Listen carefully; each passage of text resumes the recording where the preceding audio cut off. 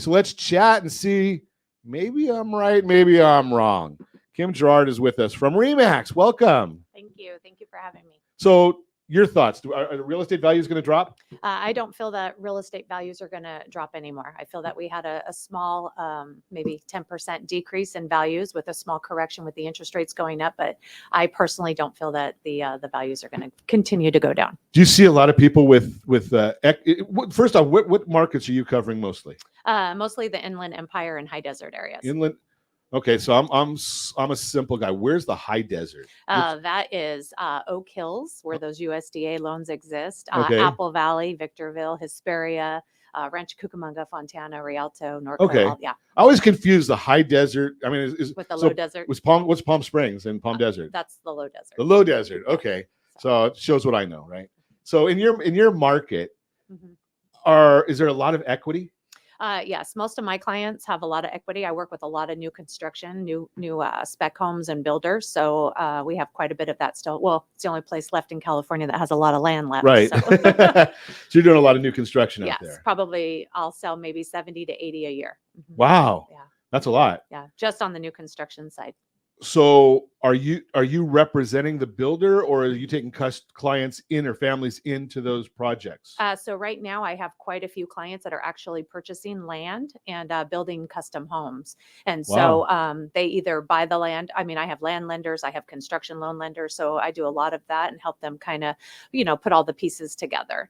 And I work with builders also who buy and sell the properties. Now, the National Association of Home Builders came out, I think, a week ago Monday, and said 60% of their 60% of the builders are giving concessions to keep values up. Are you seeing that as well? So I see that some of my new, like a house that was, 650,000 might be 600,000 now. So rather than giving concessions, we're just coming into more of a realistic price point. Okay. And moving the homes that way. You see some people who come in and gouge, but my sellers usually aren't in a position where they have to sell it. So if we don't like the offer, we'll just simply tell them no. Go on to the next one. Yep, that's right.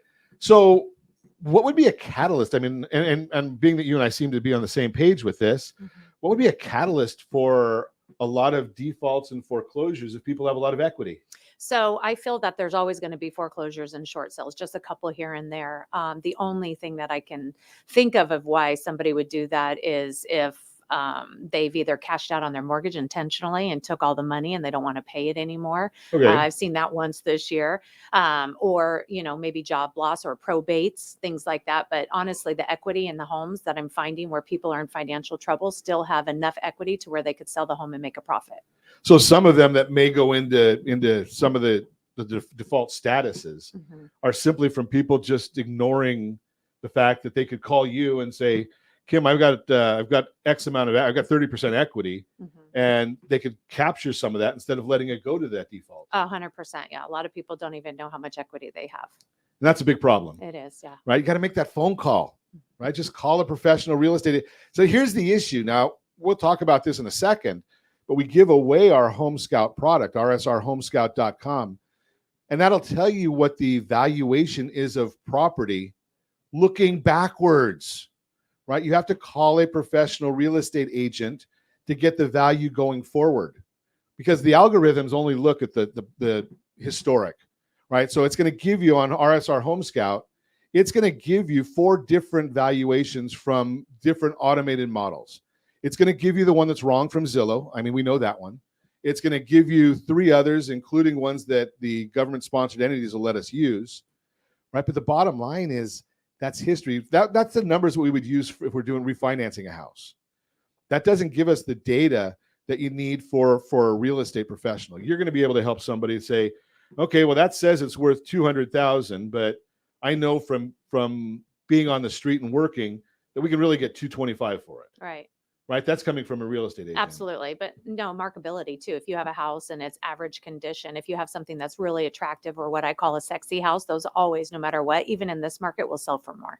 From if it's marketed properly. Correct. Right. You can't be the Joe like me that goes in and takes a picture of the corner. Cell phone. Right. No Cell phone pictures. No cell phone pictures. No cell phone pictures. I mean, I'm sure you've got stories about those. Oh, right? yeah, I do. pictures of a bed with clothing on it that they took in the photos, and Magnets on your refrigerator. yeah. So again, professional realtors understand what they need in these pictures to get rid of declutter, I guess. 100%. So before the break, I was talking about the idea of chatting from an investment standpoint on real estate. And we talked during the break about this. So the reason that the thing that the markets can't compete with was leverage. You know, if you're buying if real estate goes up, so I'm just going to see if I can get a number real quick. But if real estate goes up do you have a zip code in your area that you work with? A populated one, 92344 is my primary location. Okay, let's see if I can put that in here. 92334. 92334. 92344. Sorry, 923. you got me messed up. I know. Okay. So that's Hesperia. Well, yeah, that's actually yes. Okay. So I look at Hesperia, and like I said, this is the wrong report for it, but it tells me average days on the market 104, median days 91. Properties are taking 33% of them are taking a price decrease. That sound about right to you?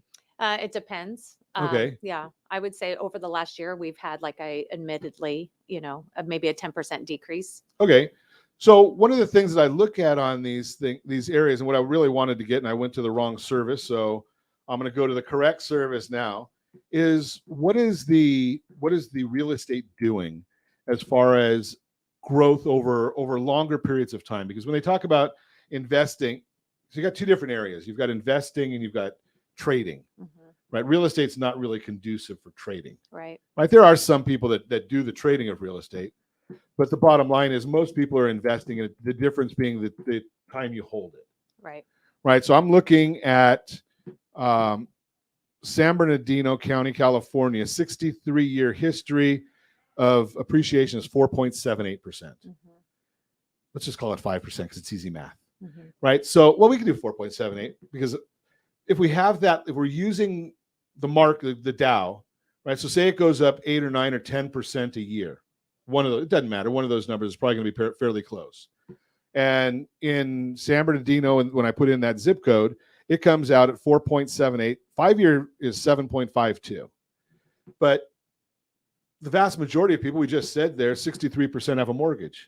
If you put 10% down, that means that in San Bernardino, you're getting 47.8% return on your capital. Right. I want to hear which one of these financial gurus are getting that kind of return. Right? You're helping people get that all the time. Absolutely. Yeah, I think that buying real estate is the best investment you can make for sure. Now, you brought up another topic on there, that it beats inflation. Talk about that one a little bit. Well, I've heard the analogy that if you have your money sitting in a bank account and it's like having your money, a water in a bucket, and it's a hole in the bottom of the bucket and it's just slowly draining out. And buying real estate is the only thing that's going to offset the cost of inflation. Yeah, and it makes a lot of sense, right? Because 63 years is a long time. Right. Absolutely. Right. So if you can say, okay, now we can't guarantee it's going to go up 4.78% this year, next year, the year after. But there's a good idea that it's going to go up because it's been doing it for so long. Right. I also think that everything moves north. I mean, if you look at Rancho Cucamonga, 15, 20 years ago now, time flies. So probably closer to 20 years ago, there was nothing there. Right. So a house in Rancho Cucamonga, you could have picked up for $250,000. That same house now is $700,000-800,000. Wow. Yeah. So in the malls there. So I believe that everything will continue to move north. And I'm seeing that now with large development pieces, 160 acres and all of the land being picked up and a lot of growth taking place now in my area. So that's a pretty 20 years to have it triple. Yeah. So that's why I was saying some of those numbers in different areas could be different. Sure. Yeah. And this is just a big snapshot of a lot. This one here is forecasting 1.89% going forward for the next 12 months, but 20.92 over the next 5 years. Yeah. So you're still looking at a lot of investment opportunity right there. I couldn't agree more. So we're gonna continue this conversation. Continuing our conversation this morning, Kim Jarrard with Remax is with us. Welcome. Thank you. So I think one of the words that I used in there probably a dozen times, I think might be a word that you're familiar with: professionalism. Yeah. Right. I mean, right now, is it more important in a buyer's market, seller's market, neutral market to be dealing with a professional instead of your best friend's dog catcher's Your aunt's sisters, And- grandma. Yeah. Exactly. Absolutely. I think that no matter what kind of market it is, the first thing you need to establish is a professional a realtor. You definitely have to have somebody who understands the industry, not just when the market's hot and everybody wants to get in it for a financial gain. So one of the houses I bought, I shouldn't say this, but it was back in, I think, 1979, 1978, something like that. 89. Thank goodness it wasn't that decade. 89. But I bought the house. The market was real hot. And as soon as I bought the house, I put a for sale by owner sign in the window and sold it 3 months later for like a $30,000 or $40,000 gain. Wow. And I didn't use a realtor. Right. You know, back then I was young, so I knew the answer to everything. Just ask me.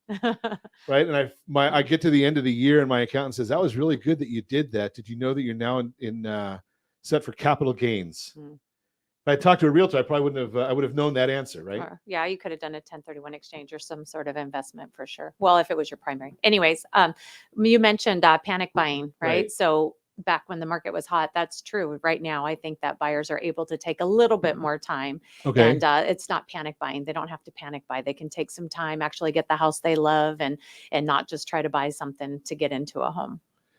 That's a big part of it. I mean, because you probably went through a lot of that. Right. Trying to figure out ways that you could get somebody to get the property they wanted and beat the other 75 people that were also putting in offers. Right. Yeah. One listing, 28, 48 offers. It was insane. Are you seeing that now? No. Now I'm seeing, peaks and valleys. It's, 4 offers in a couple of days and then nothing for a couple of weeks. So do you see the multiple offers? Is that strategic? What I mean by that is, did the agent that listed the property, or if it's your own listing, are you listing them? Are they being priced below market to generate that excitement? Or is it just because there's so many people out there that are looking and are maybe finally coming back into the market? So me as a listing agent, what I always encourage my sellers to do is to list at least fair market value, not necessarily below. If you do list below market value, we'll strategically get way more buyers on that property. It's just like an auction property. People see it down low and then they bid on it. It ends up selling for 30% more than what it's actually worth.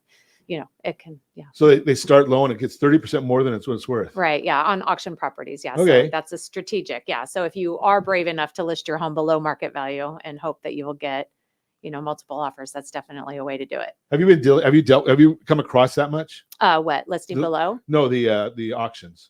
Yeah, absolutely. Several. Okay. Yeah, there's a few right now. I have some clients, everybody is looking for that deal or that next great investment. So there are some auction properties and some auction sites. Absolutely. Okay. The reason I asked that is we've had a gentleman, Simon Polito, comes on the program, and that's his whole business model is auctions, but non-distressed luxury listing. And, basically he calls anything a luxury listing. Yeah. Right. Because to the buyer, it is a luxury. Right. Right. $300,000 is a luxury to somebody and $3 million is luxury to somebody else. Right. Interesting. Yeah. So, and that's their whole focus is getting that competition, and the fear of loss. Right. So it's kind of interesting watching how those go. That's a market strategy for sure. Is it beneficial? Do you think why don't we see more of it? I mean, if you're going to get 30% more, to me, that sounds like, wow, why isn't everybody doing it? Well, I think it's the delivery. So I think if you have an agent who really understands the market, knows what they're doing, then when you have that conversation with your client, that's definitely something. That's literally what I sit down and say is, if you go here, and I have a little diagram, it has all the little stick figures, you're going to get way more buyers. If you go here, you're going to get average. But I think a lot of agents now are just trying to get the listing. So they're over promising and under delivering on the value. So then you're going to see a house that's overpriced sitting on the market because the agent was just, trying to get the deal. That's a whole different conversation, yeah, right? That's professional. Yeah, exactly. And so I wonder about that I guess that's a strategy to say, okay, I'll list at any price and then go back and beg for forgiveness. Right. Well, I don't know that the agent just wants to get the listing. And then once the client's locked in on the contract, the client could get upset and doesn't really understand. And everybody wants more money for their house, Sure. right? So of course they're going to sign. Usually I've gotten listings where I go and I'm not the one who has the highest value, but I've gotten the listing just because, of the delivery of the information. I would say, is it the delivery of the information, or is it because of the relationship and a track record? Well, definitely I try to demonstrate the track record and explain that to them. But some of these people are brand new clients. I've never even met them. Interesting. Because, I would say if I was a first time, I haven't sold my house in 15 years, and I've got two different agents that come in, and one says I can get 400, and one says I can get 450. You're looking at it and say, okay, what's wrong with me? Why wouldn't I go with the 450? Well, the proof is in the pudding. I got the documentation. I show the stats. I got the accurate Okay. information. Yeah. Yeah. So that's the whole idea right there is you need to show, okay, how many people are going to be put out of the market? Right. Right. I mean, we've done some of the things from my friends over at Keeping Current Matters, and they basically show that if you list it at 10% over value, you're going to get, maybe 10% of the market's going to see the property. Right. Fair market value is statistically about 50 to 60% of the buyers that are looking in that area or for that home will come and look at that property. Why do you think that would be? That it's because it's starting online. Yeah, but everybody knows. Yeah, I mean, there's so many numbers out there, right? Zillow gives you that estimate, right? Everybody has calculators at their fingertips. So if something's overpriced, it sits there, and then the longer it sits, nobody's going to look at it either. So that brings up that's a whole nother subject. And then people start saying, what's wrong with this property? What's wrong with this? 100%. So got to price properly, and properly means getting the great advice, professionals, and understanding what strategy you're using. Right. Because your strategy could be, I just want to get the most money, and I don't have a time frame. Or, I don't want to have a museum. I want to have my house put up on the market and sell it and maximize. So I might go a little lower and get a bidding war going. Right. Or fair market value. I'm a big, strong believer in fair market value. Okay. Fair market value. So, you gotta, so the whole idea though, is basically getting the right guidance. Right. If I have a client that wants me to list significantly over what I feel the home is worth, and I know that I can't sell it, I'll actually refuse the listing because I don't want to be stuck in a situation where it's my fault that house isn't selling. This is a big deal to me that I do a great job for my clients, and service is huge, right? Wow, ethics. Right? So yeah, unfortunately, I'd have to refuse the listing because I know I wouldn't be able to do it. And that's important, right? I mean, if you want to go at 450, yes, please go to Mr. Jones, because when you're upset, you're not going to be upset with me. Right. Right. Oftentimes it's funny. I have a transaction right now where I suggested a 630 list price, and they went with some investor, listed it for 700, sat there. I just got a cash offer accepted I'm representing the buyer. I didn't take the seller, for 560,000. 560. Yeah. And if I would have listed it, I would have got him the 630.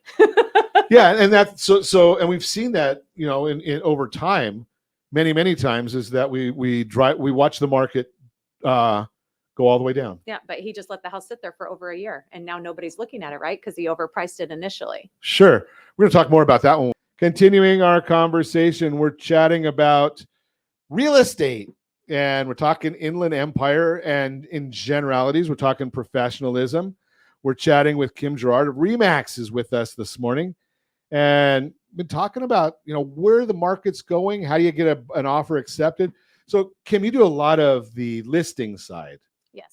As a listing agent, what are you looking for to attract you to a great offer? A great offer. Besides all the marketing, Right.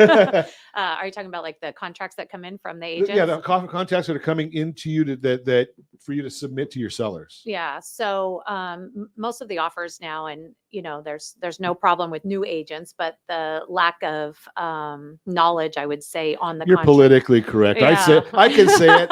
New agents need mentors. Yes. Oh, 100%. I kind of stress that enough. But the contracts that come in, they're incomplete. Like San Bernardino County, Riverside County, they don't have city transfer tax. They have county. So they always mark that box, or they don't know what retrofits. Basically just marking all of these boxes, and you can just see that they have no idea. They don't even put who's representing who on the contract. Wow. So it just creates a lot of work for me, and that's fine. I can counter it out. But if they're that, incomplete in the beginning, how's the rest of the transaction going to go? That's a good point, right? Is the client, pre-approved and all of that? So. And pre-approved with somebody that can actually get the deal done. Yeah. Right. I mean, because it's easy to get a pre-approval from somebody. The question is, did they really do their homework, or they just issue a pre-approval letter? Right. Yeah. And I have to do cross quals on almost every single offer that comes over. Explain what that is. Cross qualification is just basically the lender that submitted the approval letter on the offer that came in. I have a lender that I know and trust, or lenders that I know and trust, and those lenders will talk to that lender and just double check the finances to ensure that buyer is truly approved and they understand payment, interest rate, and everything. Yeah, that's a big issue. Huge. It's amazing how few contracts I see that come through that have that cross-qual requirement. Do you stick to it? Yes, especially if I don't know the lender Okay. on the transaction, or if the offer comes in incomplete, missing, having a bunch of holes in it, if you will. And so that's a good indication apparently to you that, are they experienced? Are they professional? Are they working with a firm that's really overseeing what's going on? Right. Yes. Right. Because I've heard that so many times from agents that are experienced, that one of their biggest problems, challenges is, you get a contract and whoever wrote the contract, might have just finished kindergarten. Right. Right. And and didn't get the mentoring, the proper training. Yes. And the fact of the matter is, and I can say this because I've got a real estate license, again, I've 9 years and I've never used it because I'm not qualified. If I had to go and fill out those things you just talked about, I have no clue what the heck you're talking about. The craziest thing to me is usually this is one's largest investment, and why these people trust these agents or other people that are inexperienced or don't know what they're doing is just mind-blowing to me. Right. I mean, think about the concept. And I just had this conversation with an agent on Tuesday that, you're actually doing a big favor to the buyer when you have it cross-qualified. 100. Yeah, I could. Right. Yes. Because absolutely. it could be that they get to the 11th hour when all of their contingencies are removed and find out that they're not going to qualify. And now how much money have they lost in their deposits? Right. Or they don't know what the property tax is and what the mortgage rate is, and they didn't know what that payment looked like. So, yeah. Yeah. So the cross qualification, some people might say, well, that's a nuisance, but it really could be a big, big saver for a buyer that, for one reason or another, went with a team that wasn't in their best interest. And it really isn't that big of a deal. It shouldn't take that long if the lender did their due diligence in the beginning and collected all the proper documentation. You get the buyer's permission to do the cross qualification. You send it over. I mean, you could have it done in less than 30, 40 minutes. Right. It's leading a lending team. I understand it's pretty simple. Right. Right. I mean, because if as a lender, in a heartbeat, does the other guy or girl know what they're doing? Right. Just like in the real estate transaction, you look at it and you can say, probably by the time you get to end of page one, you know whether you're dealing with a rookie or now in law, the lawyers all look at the license number. Do realtors do that? I always do, just out of habit. Like, how long has this person been licensed for? Right. So you can tell that by the license number. Right. And I see offers come over, and like septic systems are really big where we're at. There's not a lot of sewer yet. Right. So I see people signing waivers in the beginning, and the buyers, that's not my responsibility I make them sign a waiver saying that they're not going to have it inspected or they don't know anything about it. But to me, if I'm representing a buyer, I'm not going to let them buy a house without having that inspection. What if that tank or something failed?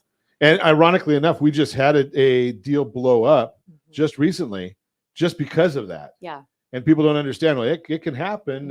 You got a leaky septic tank. Right. Right. And who wants to pay for the replacement or repair? Right. And if the agent that's coming in doesn't know anything about the area or the property or any, hasn't done their due diligence in writing the offer, I just make everybody sign the waivers. So right. And that way and that, again, that goes to number one, disclosure, professionalism, protecting your client. Always. Yep. Right. A lot of different issues right there. And again, you need to have somebody that really understands what's going on in the transaction. And I'm going to suggest again, like I do always, get a professional. I'm going to ask you just real quick, because I know Josh already told me we're out of time. Okay. But what are the things that somebody needs to do to vet their realtor? I would ask the questions, probably how many transactions they do a year. I would look at the company. I think if you just ask those questions, how long they've been working in the area. So I get a lot of agents that will bring in offers from lenders that are outside of California. So then I have to go find out if that lender's even familiar with doing loans in California. So things like that. But there's quite a few questions. So a lot of questions. Make sure you're dealing with a professional. Always. Right. And, look at the lower numbers on the lower number on the license is going to be a big indication that they've been around, but it does not tell you they're professional. Right. Ask how many transactions. If you're looking for a listing, how many days on the market do you average? Are you price reductions? Are you doing, as Kim said, are you getting somebody that's just blowing smoke with the pricing, or are they giving you a legitimate value? Why? What's the competition? All things you need to know. And if you have any questions about it, feel free to give me a call. I know the questions.